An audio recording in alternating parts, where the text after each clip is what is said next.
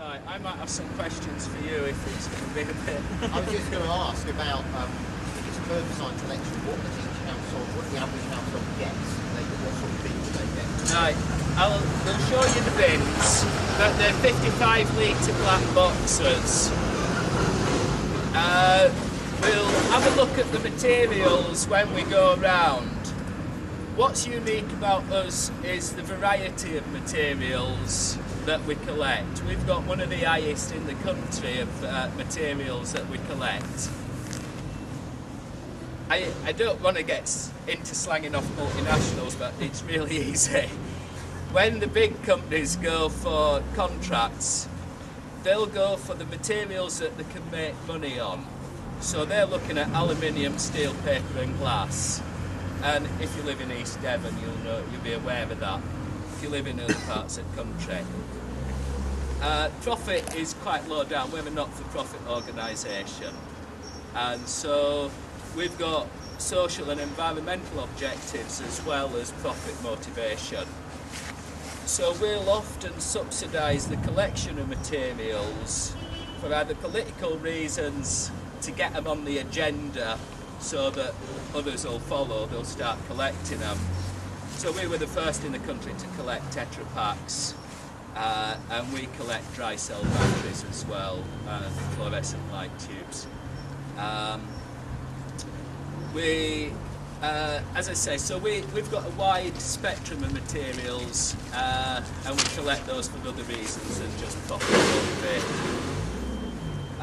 Just a little bit about the company. I touched on it there. Our legal status is we're a company limited by guarantee, so that's how statutory bodies see us. We're a normal company. An internal organisation is that more of a workers' cooperative, where we're a membership organisation. The company's owned by all the workers, our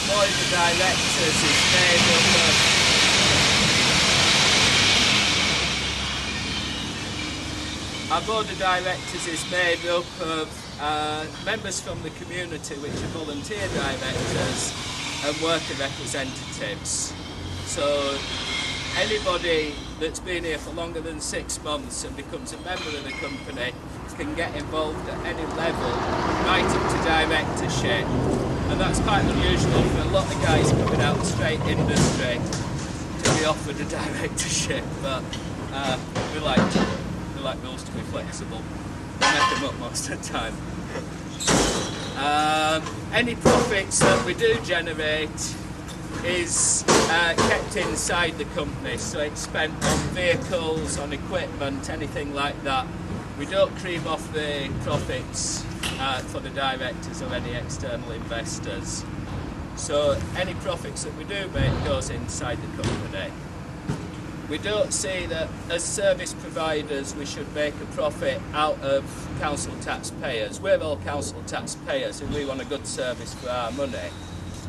We're also service providers, so we want to provide a good service. We don't see why we should put on a 16% profit margin and send that off up to London or Paris. So that's the politics. Yeah, we started off with trade collections. We've always done a bit of trade collections, just in passing. There is a government project, there's a government quango called RAP, it's the Waste Resource Action Programme. And they wanted us to do a trial on collecting from small and medium-sized enterprises. Nobody were doing that.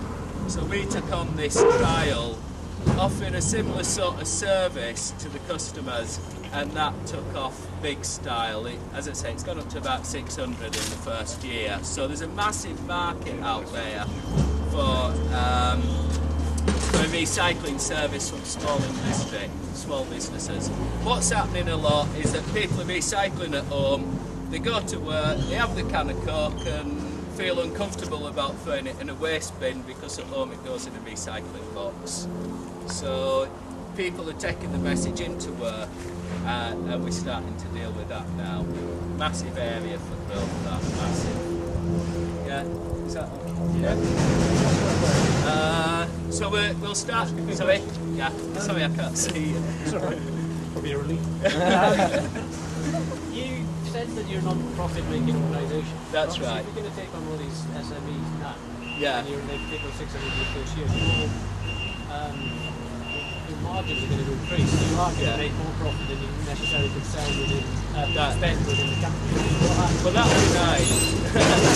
That's not, in all the projections that we've got, financial projections that we do, that's not really on the horizon. It will turn a profit, and we have no problem with making a profit from profit-making organisations. They're going to make a profit out of us, we'll make a profit out of them, basic rule of capitalism. When we fall in, the term not-for-profit is very misleading, and it's one that wants thrown out the window, like we did with voluntary organisations. We didn't like that neither. We're not volunteers, we get paid. How we like to be known as is non-profit distributing, so that any profit that we make off of profit-making organisations, we won't distribute to directors or anything, we keep that in. Just to answer your question, we're not envisaging making massive amounts of profit on this. We will turn in a profit. We do want to buy new vehicles, new equipment and things. All that will be reinvested. We won't have the same profit margin as a large multinational company, because what's important to us, getting back to environmental and social objectives, is that we want those guys to recycle and stop sending all these materials to landfill or to incineration. We want them and get them back into the cycle and get them reprocessed.